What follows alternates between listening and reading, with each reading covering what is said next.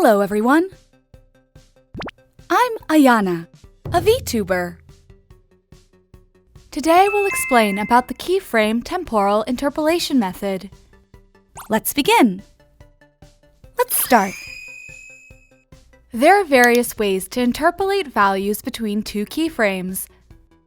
Normally, the value between two keyframes changes linearly at a constant rate. This interpolation method is called linear. However, this may be unnatural, so other interpolation methods can be applied. Click this button in the Effect Control panel. Then, the right keyframe display area is expanded vertically. The graph above shows the transition of the effect value. The graph below shows the rate of change.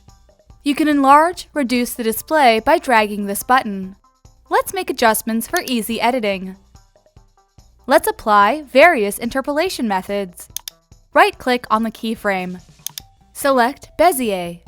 In this way, the left and right change curves of the keyframe can be adjusted individually by operating the handle. Right-click on the keyframe. Select Automatic Bezier. The curves to the left and right of the keyframe will automatically become smooth.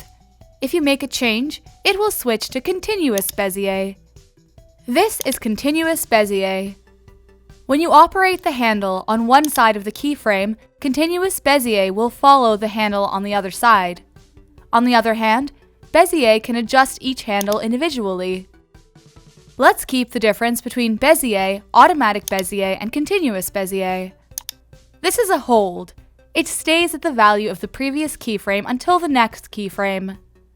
The change amount is 0 because it is stopped.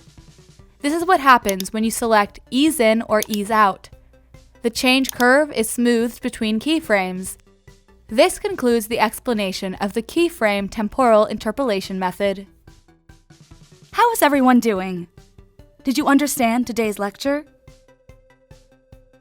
If you found today's lecture useful, please subscribe. If you have any requests, please let us know in the comments below. See you again for the next lecture. See you soon. Bye-bye.